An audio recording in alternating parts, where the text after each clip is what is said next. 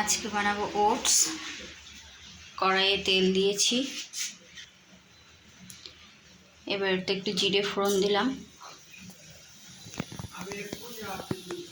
জিরেটা হয়ে গেলে কড়াইয়ে জিরে দিয়ে এর ভেতরে একটু পেঁয়াজ দিয়ে দিলাম। পেঁয়াজটা একটু ভাজা ভাজা হয়ে গেলে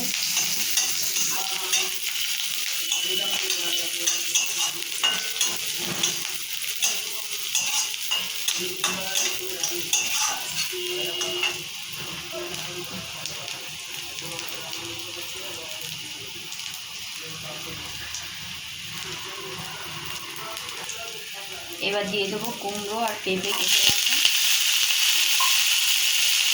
যেহেতু ছোটো বাচ্চা খাবে তার একটা লঙ্কা দিই। এইগুলোকে ভাজা ভাজা হওয়া পর্যন্ত দেখব। এর ভেতরে পরিমাণ মতো নুন আর একটু হলুদ দিয়ে দিলাম। এবার এটাকে নাড়াতে হবে।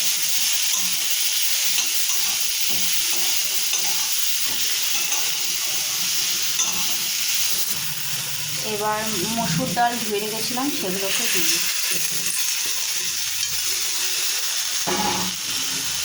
এবার একটু নাড়াচাড়া করে জল দিয়ে দেবো।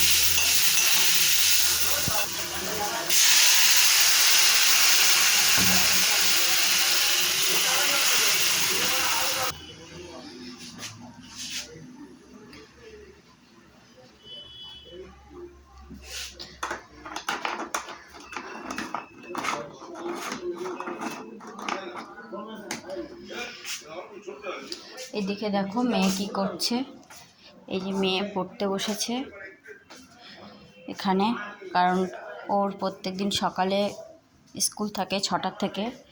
আজকে যেহেতু স্কুল নেই, আজকে পরীক্ষা আছে, তাই ওকে পড়তে বসিয়েছি। 20 তারিখ থেকে পরীক্ষা। ও তোমরা আশীর্বাদ করো যাতে ও পরীক্ষা ভালো রেজাল্ট করতে পারে। এই যে ঢাকনাটা খুলে দিয়েছি। এবার দেখো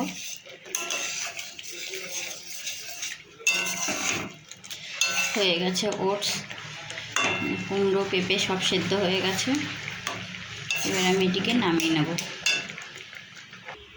এই যে হয়ে রেডি ওটস।